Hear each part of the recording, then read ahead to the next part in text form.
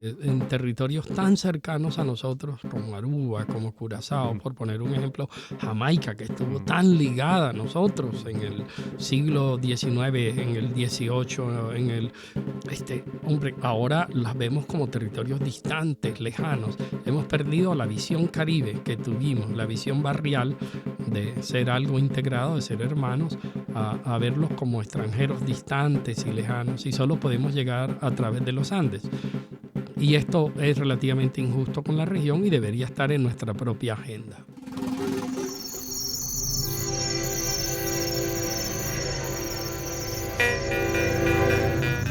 Kuchima, palabra portadora de noticias. Conversaciones con Wilder Guerra.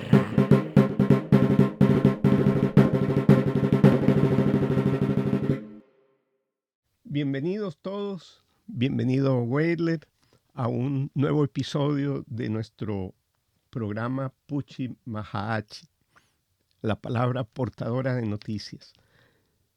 Weiler, en una conversación pasada acuñaste un término fascinante para nuestra conversación, que es, tú dijiste, es una inmensa conversación sobre una región magnífica como es la región del Caribe colombiano. Cuando uno observa los intentos de construir una conciencia colectiva de la región, uno necesariamente se ubica en un mapa. El elemento tal vez subvalorado en la construcción de la conciencia de una región es el mapa, el sentirse parte de una zona geográfica en un sitio determinado. ¿Cómo es la historia de los mapas del Caribe? El primer mapa del Caribe se llamó el Legatio Babilónica. Fue publicado en 1514 por este gran geógrafo italiano Pedro Mártir de Anglería, que ha sido muy importante en las crónicas y sumas geográficas de América. Pues bueno, fue un proyecto político porque el arzobispo Fonseca, que tenía un gran papel político en la corona española, protegió, dirigió esta joya cartográfica que es fascinante. Tiene todas las costas de Sudamérica, tiene la península de la Florida, tiene las islas principales, pero establece una continuidad entre Europa y América, situando al mismo nivel Gibraltar y las Islas Canarias. De esta manera, Europa se ve como si fuese, o el Caribe se ve como una continuidad del Mediterráneo, vecino a Europa. Esta visión de un todo integrador sirve ideológicamente para justificar los derechos de la corona española sobre el Caribe como región que nace. Al mismo tiempo, esta intencionalidad política de los mapas y ese bajo rigor cartográfico, lo que nos demuestra es una frase de un cartógrafo italiano, Farinelli, que dice: el mapa antecede al territorio. De manera que este primer mapa del Caribe antecede de alguna manera a esa noción que va a surgir luego de la existencia de una macrorregión Caribe. Claro. Weiler, la historia de ese mapa es de misterio, se perdió. Sí, en el 2019 en España fue donado para una exposición o fue prestado para una exposición sin los menores cuidados ni la seguridad que ameritaba esa joya cartográfica y luego no fue devuelto.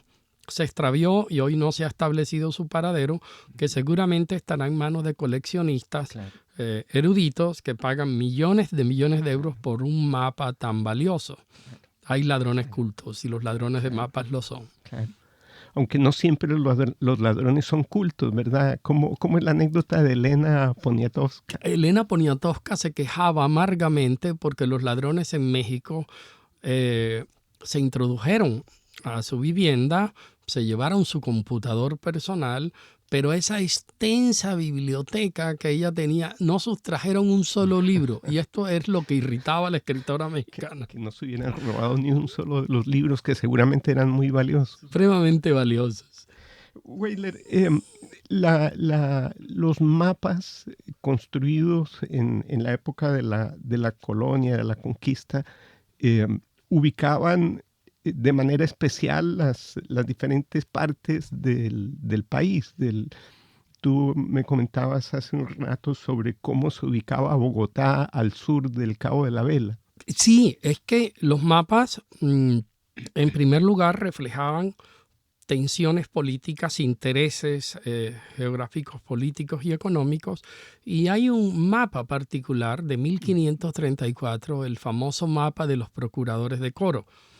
El conquistador alemán Ambrosio de Alfinger entra al territorio, entra a La Guajira, entra al valle de Upar, baja por el río Cesar y sube hacia lo que hoy llamamos Santander. O sea, penetra en el continente profundamente. De alguna manera tienen noticias de la existencia de una altiplanicie muisca y de un territorio llamado Cerida, que ya era el mundo de los muiscas. Y Santa Marta, por otro lado, está situando todas sus energías por llegar al mismo lugar. Hay una competencia entre los alemanes de Venezuela y en Santa Marta, los hispanos de Santa Marta que tratan de llegar. Entonces, para probar, al regresar a Coro, las tropas de Alfinger elaboraron un mapa y este mapa fue presentado y enviado a la corona. En ese mapa, el río Yuma, el Magdalena actual, desemboca donde hoy lo hace, pero a la vez nace al sur de Venezuela. Y por lo tanto, la altiplanicie, la sabana de lo que hoy llamamos Bogotá, estaba justamente al sur de Venezuela. El valle de Upar estaba en Venezuela y Bogotá justo al sur del Cabo de la Vela, que era el límite de la gobernación de Venezuela. Nos muestra las competencias y cómo los mapas sirven para muchos propósitos y no siempre para la geografía. Claro, claro. Weyler, los españoles hacían una compartamentalización del proceso de la conquista y cada espacio era asignado a una persona en particular y se elaboraba un mapa que el otro no conocía. ¿Cómo era esa construcción de mapas en ese momento? La exploración de América era un secreto político de Estado celosamente guardado por la corona española para evitar la intrusión de otros imperios, sobre todo del inglés.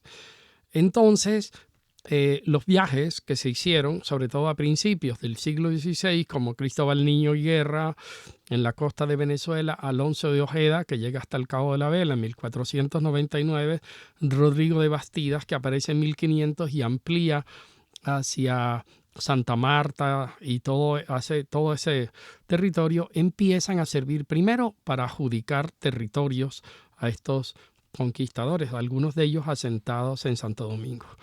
Entonces se crean gobernaciones que no están conectadas. Se llaman las gobernaciones islotes. Es decir, Santa Marta no se relacionaba con Venezuela, Cartagena también era parte y estaban no integradas. Luego la corona española va a cambiar eso.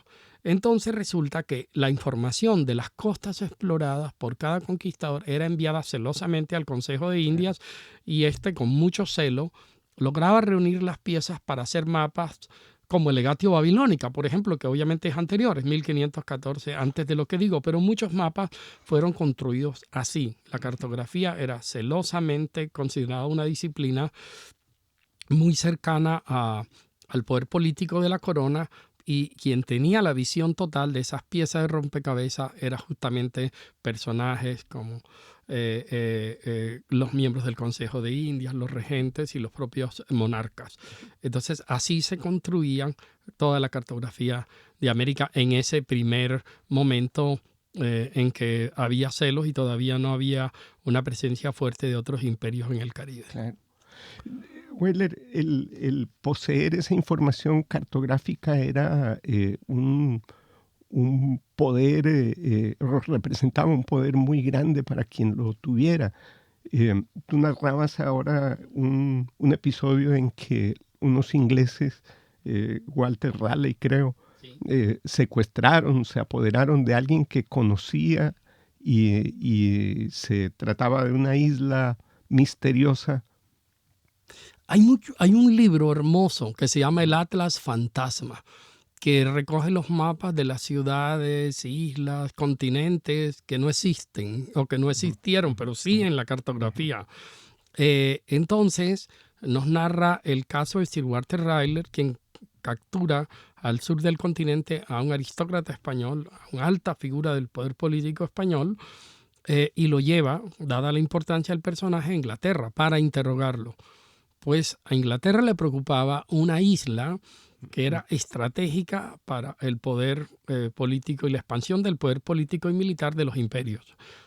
Si España la tenía, pues por supuesto podría ejercer un papel dominante. Cuando interrogan a este personaje español, él se ríe porque esa isla se conoce como la isla de la esposa del pintor, mientras el pintor, el que dibujaba el mapa, estaba recién casado, muy enamorado de su esposa. Ella se acerca y le hace una petición a la cual él no puede rehusarse. Y le dice, cuando él está culminando el mapa, regálame una isla. Y él sitúa una isla inexistente en el mapa. Esto alarmó a los ingleses que creyeron que de verdad era una isla real. Se le conoce en la historia de la cartografía como la isla de la esposa del pintor. Un cartógrafo romántico. Volviendo al tema de cómo se construye y se imagina una región, tú acuñaste en la conversación pasada otro término muy expresivo, que fue el Caribe es una zona intermareal, como esa zona donde las aguas fluyen, van y vienen, y por lo tanto crece la región o se disminuye dependiendo del momento histórico. ¿Cómo se construye una región intermareal? ¿Qué nos une en el Caribe? Las regiones surgen, no son eternas como podemos pensar. Están en constante dinámica y pueden incluso desaparecer. Pueden surgir otras regiones, como surgió el Caribe. Pero resulta que los límites, los linderos de las regiones, no son estáticos. Se parecen más a zonas intermareales, en donde, como las lagunas litorales, como los estuarios, en donde hay un movimiento constante, avanzan y se retiran. Si uno mira el Caribe colombiano, por poner un ejemplo, verá los sures, y no solo los sures, nuestras fronteras. Aquí quiero resaltar el Darién caribeño, que desapareció y es una región histórica que antes era muy Caribe, que nos unía con Panamá. No hablo de unir como un espacio inanimado, sino que de verdad tenía flujos. Allí se fundó Santa María la Antigua del Darién, por ejemplo, de las primeras ciudades pobladas en el Caribe colombiano, y luego desaparece y por procesos de expansión económica, política, por ejemplo, se convierte en lo que hoy se ha visto como esa zona bananera llamada el Urabá antioqueño, con sus peculiaridades. Claro que hay presencia de personas del Caribe, sobre todo de Sucre y Córdoba, pero hay chocuanos y hay sobre todo una expansión grande de poderes económicos, pero ya no es el Darién caribeño. Sí. Entonces las regiones se contraen, se expanden, se modifican, porque el término mismo región es heterogéneo y puede comprender desde un conjunto de departamentos, como es el caso nuestro, los 8 que conforman el Caribe colombiano, hasta una región inmensa, como la macrorregión Caribe, o como pudiéramos ver algunas regiones de Europa. Entonces puede comprender hasta casi un continente a una pequeña área. Son distintas. Además, como la vemos, es distinta. Por ejemplo, si la vemos desde el punto de vista hispánico, el Caribe incluye lo continental y lo insular. Pero cuando vemos la perspectiva británica, hablan de las West Indies y solo se limitan al Caribe insular. Reconocen a Cuba, a Puerto Rico, a Santo Domingo, pero no a Cartagena o a Veracruz o a la Florida misma. Entonces son visiones distintas de una misma región. O sea, la cercanía física no es determinante necesariamente del imaginario de una región. Los factores que constituyen una región pueden ser variados, pero no se basan meramente en la proximidad espacial. Sí. Pueden basarse en la trayectoria histórica, pueden basarse en una comunidad lingüística, pueden basarse en una economía, lo cual es muy frecuente, intercambia, que tiene nodos, que tiene redes, que es dinámica. Yo diría el norte de Italia, por ejemplo, industrializado, si lo comparamos con el sur italiano. Claro. Cataluña dentro de España es un ejemplo de esa región, incluso con su proyección política. Y si pudiéramos ver el caso de Canadá, que tenemos una Canadá anglófona y otra francófona, que incluso ha querido separarse. Y es aquí donde autores como Michael Keating nos hablan de las regiones, de las naciones contra el Estado, como estas regiones que se consideran naciones. En el caso nuestro, lo que tenemos es una región heterogénea, incluso lingüísticamente heterogénea. En nuestro Caribe colombiano se hablan 2 lenguas afrocolombianas, el creol sanandresano y el palenquero. Y se hablan cerca de 8 lenguas indígenas, por hablar del guayú, que las 3 de la sierra, los yupa, los etenaca, los embera y los gunadule. Entonces tenemos una región que es pluralmente, que es heterogénea, que lingüísticamente somos un mosaico de pueblos, pero nos sentimos cohesionados por la trayectoria histórica. Y en medio de la diferencia que pueda haber entre alguien de Cartagena y alguien de Castilletes, cuando la región que se compone de 3 elementos, unos núcleos demográficos que son como las principales ciudades, unas fronteras de la región que están allí, como ese contorno regional, rural, amplio, y un sistema intrusivo. Cuando el sistema intrusivo genera reacciones, Posada Carbó hablaba de alguna vez en que alguien escribió en Bogotá un artículo contra el porro, lo llamó música salvaje, ruido, y toda la región se movilizó. Lo que a veces no hace en defensa de sus intereses políticos y económicos, lo hicieron frente a esta región. Con mucha razón, Adolfo Meisel y Gustavo Bell, en un artículo seminal clásico, llamaron al regionalismo costeño como algo débil, ambiguo e intermitente. Qué descripción tan certera para algo que periódicamente surge pero no se consolida en el largo plazo. Weiler, si las estructuras administrativas no unen a la región, si las divisiones político-administrativas, departamentos, etcétera, tampoco son una buena forma de construir región, ¿cómo construimos región? Habría que ver que las regiones se pueden construir de 2 maneras. Primero, requieren un territorio como referencia, que sería el territorio de la región. Pero también pueden requerir de un sistema de acción territorial que incluye un marco jurídico, unas políticas públicas hacia la región, unas instituciones regionales que le dan vida a esa región.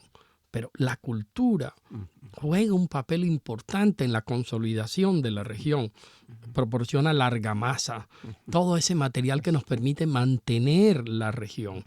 Aquí quiero mencionar a 3 instituciones que a mí me parecen claves. Hay varias, están los medios de comunicación, que veo que en el Caribe colombiano han dejado de ser regionales y se han vuelto locales. Medios que fueron importantes en la construcción de la región, hoy son medios de ciudades importantes del Caribe, pero que parecen haber abandonado la tarea regional. Quiero mencionar a Telecaribe, que justamente tener un canal regional nos permite transmitir una cantidad de eventos, el Festival Vallenato, el 2 de los Remedios, el Festival del Porro, el Carnaval de Barranquilla, es decir, mantiene una audiencia regional, eso es importante. Por otro lado, tenemos el Observatorio del Caribe, que fue una institución bella creada para estudiar la región, la economía y la cultura de la región, hoy lamentablemente venido a menos, y una institución que con mucho cariño podría jugar un papel importante y que refleja el estado de la región es el Parque Cultural Caribe. El Parque Cultural Caribe era el alma, de alguna manera, de nuestra historia, cultura y ambientes, ecosistemas. Ahí había muchas cosas. Aunque su sede fuera Barranquilla, siempre debimos verla como una institución regional que construía región, que podría tener exposiciones itinerantes en Montería, en Sincelejo, en Riohacha, en San Andrés, en Valledupar. en todas partes. Entonces, esto refleja la debilidad regional, esa debilidad que ya señalamos, que tiene momentos de paroxismo, como cuando votamos por el Compromiso Caribe y toda esta movilización, y luego entra en unos periodos, en unos valles como el actual, en el cual la región no es un gran motivante en la agenda social y política de los habitantes ni de los gobiernos. Weidler, uno tiene un poco la sensación que en estas épocas de globalización, de medios masivos muy invasivos como son las redes sociales, uno siente un poco que los jóvenes tal vez no tienen la misma preocupación por construir una región que en algún momento se percibía. ¿Tú cómo ves ese interés colectivo por construir región? Esto es algo que me preocupa, que también he sentido en mis clases, cuando hablo de diversidad cultural del Caribe colombiano. Lo que puedo evidenciar es un hecho comprobable estadísticamente, que los jóvenes no conocen la región. Cuando uno pregunta, ¿han ido a San Basilio de Palenque? ¿Han ido al archipiélago de San Andrés y Providencia? ¿Conocen la Sierra Nevada? ¿Han ido a La Guajira? ¿Han ido al río Cesar y todo este espacio, o el mismo Magdalena? No, la gente, los jóvenes parecen vivir en centros urbanos muy concentrados, muy en esa agenda de redes, y si bien tienen una noción mediada por los medios, no hay una experiencia vital con la región. No los culpo.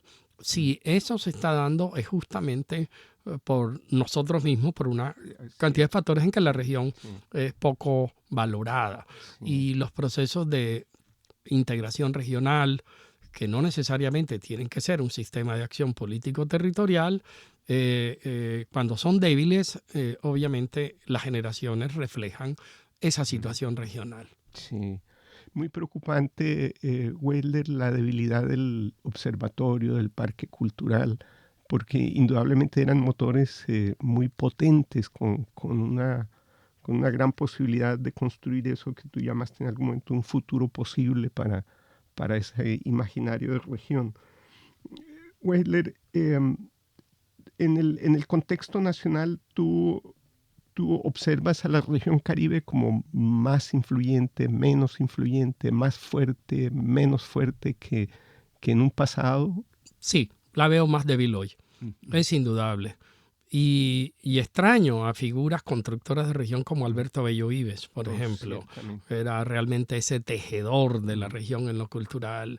Las exposiciones hechas en el Museo Nacional Caribe Espléndido, el propio observatorio, la revista Guaita, la Cátedra del Caribe, todos esos eventos que nos integraban. Hoy veo una debilidad en eso. Tenemos agendas culturales muy separadas, muy puntuales, desarticuladas como tal, y eso hace falta. Me preocupa la capacidad negociadora de la región, pero por otro lado también quiero mostrar la perspectiva de quienes nos visitan, de los extranjeros que nos visitan, académicos, por ejemplo.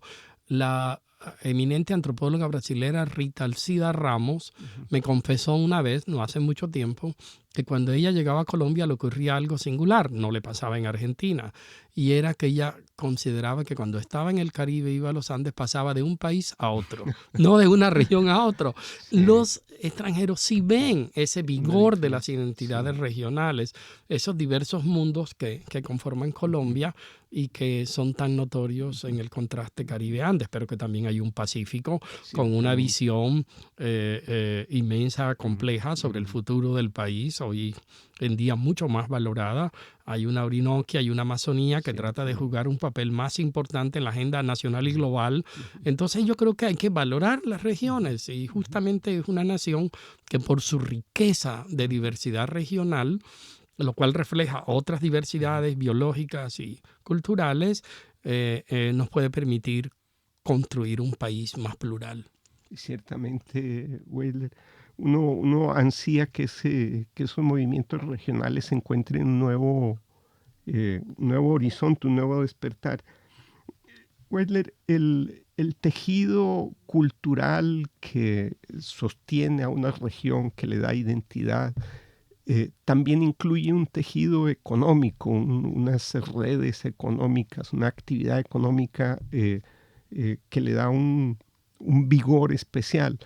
En el Caribe son especialmente notorias, y lo conversábamos hace un momento, la presencia de los santandereanos en la construcción de esas redes económicas, no siempre muy visibles, pero que le dan tanta fortaleza a una región. ¿Cómo es la relación, cómo se explica esa presencia santandereana en las tiendas, la influencia de Ocaña, de Zapatoca? Eso tiene un trasfondo histórico. Sin duda, vigoroso. Está en la documentación y está desde la época colonial, no surge durante la República, es anterior. La relación de áreas de lo que hoy llamamos Santander con el Caribe es fuerte, y no solo hacia el Caribe que hoy llamamos colombiano. El puerto de Cúcuta era Maracaibo. Era Maracaibo, toda esa región de lo que era el Catatumbo y todo eso. No olvidemos que el lago se introduce en el continente y que Cúcuta estaba allí, justamente. La relación con Maracaibo, Pamplona, toda esta, la salida a los productos santanderianos a través del puerto de Maracaibo era clave. Luego Ocaña, que como ya lo dije, ha pertenecido a jurisdicciones como la de Santa Marta y la de Riohacha, sobre todo en lo eclesiástico, ¿no? Nos muestra esa gran relación. Pero lo que me preocupa en la consolidación de la región es la poca conectividad intrarregional. Quiero citar el caso de una gran amiga que ha venido de Curazao hace unas semanas a un encuentro de televisoras públicas del Caribe y la envían Panamá, Bogotá y Bogotá luego al Caribe colombiano. Cuando ella quisiera llegar directo al Caribe, por ejemplo, Panamá, Barranquilla. Pero Cartagena y Riohacha no están conectadas, ni por vía aérea. Barranquilla y Valledupar, bueno, han tenido algunos vuelos, pero nos faltan más integración entre Sincelejo, Valledupar, Riohacha y Montería. Nos falta esa conectividad intrarregional que está mediada por Bogotá. Si yo quiero ir en estos momentos a Cartagena por vuelo, pues tomo un vuelo de Barranquilla a Bogotá, y luego tomo otro vuelo de Bogotá a Cartagena. Es increíble. O sea, yo diría que es injustificable realmente. Entonces, de alguna manera, lo central y ese dinamismo que crea en lo económico, lo central, las disposiciones, ahogan de alguna manera la existencia, la perdurabilidad de las regiones. Corresponde justamente a las élites económicas, a la ciudadanía en general, digamos a todos los ciudadanos del Caribe, ser conscientes de esa falta de conectividad para propiciar y demandar estos procesos que son claves de autonomía regional. Para mí, Barranquilla podría cumplir el papel de Panamá en la comunicación que tiene América del Sur con el resto del continente. Podría ser ese hub, ese puente. Lo es Panamá, una ciudad del Caribe, pero bien pudo haberlo hecho Barranquilla. Y uno se pregunta hasta qué punto el centralismo ha afectado esas potencialidades de nuestra región. Ciertamente, y si se mira el Gran Caribe es igual, ¿verdad? Porque viajar de Cartagena a Santo Domingo o a La Habana implica muchas veces unos desvíos inusitados que lo vuelven de muy baja competitividad. Sin duda alguna. Sin duda alguna, en territorios tan cercanos a nosotros como Aruba, como Curazao, por poner un ejemplo, Jamaica, que estuvo tan ligada a nosotros en el siglo XIX, en el XVIII, hombre, ahora las vemos como territorios distantes, lejanos. Hemos perdido la visión caribe que tuvimos, la visión barrial de ser algo integrado, de ser hermanos, a verlos como extranjeros distantes y lejanos, y solo podemos llegar a través de los Andes. Y esto es relativamente injusto con la región y debería estar en nuestra propia agenda. Weiler, ¿a qué aspira el Caribe? Llamémoslo profundo. O sea, ¿cuáles son las grandes ilusiones del Caribe? ¿Tú cómo percibes?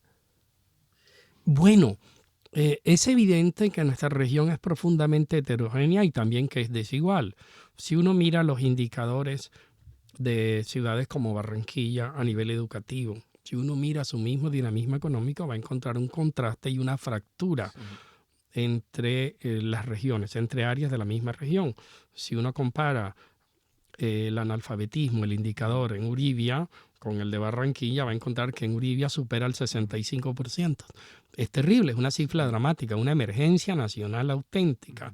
Entonces vamos a ver que en los departamentos de desarrollo humano alto, como lo dice el informe de desarrollo humano 2024, tenemos fracturas territoriales que generan la desigualdad o que perpetúan las desigualdades regionales en Colombia.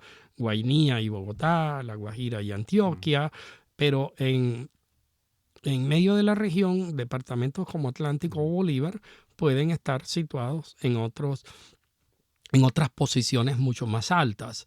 Entonces, la verdad es que si uno pudiera pensar, el Caribe profundo trata o piensa o aspira a cerrar las brechas de la desigualdad. Esa desigualdad es particularmente notoria en el campo educativo, ¿verdad? Uno observa los informes de nuestro Observatorio de Educación y no puede sino lamentar no solo las diferencias internas, sino la enorme brecha que se ha generado en la calidad educativa. Sin duda, porque no ha bastado el acceso, la ampliación de cobertura educativa si no le garantizamos calidad educativa, y eso genera esa desigualdad tan grande, incluso que se expresa en oportunidades para las nuevas generaciones.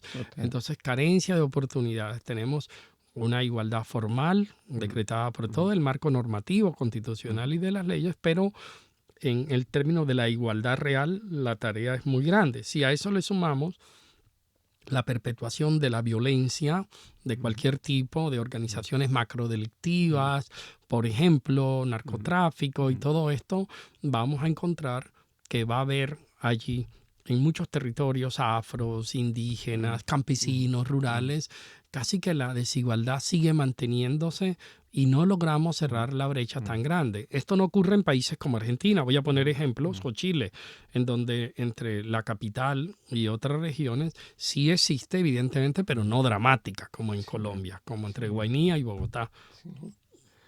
Weyler, para cerrar este episodio de nuestra inmensa conversación, ¿cuál sería en tu visión de la región una luz de esperanza? ¿Qué hace que pudiera unir a esta región? ¿Cuál sería como un disparador de la unión regional? Yo sigo pensando que compartimos una trayectoria histórica y compartimos instituciones culturales que nos hacen reconocernos como cercanos, aunque hayamos nacido en departamentos que pueden estar distanciados o no es tener una contigüidad espacial. Eso es importante, pero la región es un núcleo de conocimientos que deben ser valorados. Aquí yo creo, y quiero irme a algo que quedó en el informe de la Misión Internacional de Sabios sobre el papel del conocimiento, que incluye la ciencia, que incluye las artes, que incluye la cultura, incluye el conocimiento tradicional. Si la región valora toda esa conjunto, si vemos el conocimiento como un delta en el cual confluyen diferentes brazos de eso, que incluyen todo esto que ya mencioné, yo creo que la región puede ir. Y sigo pensando que el atajo, la ciencia, son sin duda el camino corto hacia el bienestar, el camino más digno, y creo que ese sería un punto muy importante. Weyler, muchísimas gracias. Nos despedimos de este episodio de nuestra palabra portadora de noticias y hasta la próxima vez. Gracias, Weyler. Un saludo a todos. Gracias, Joaquín.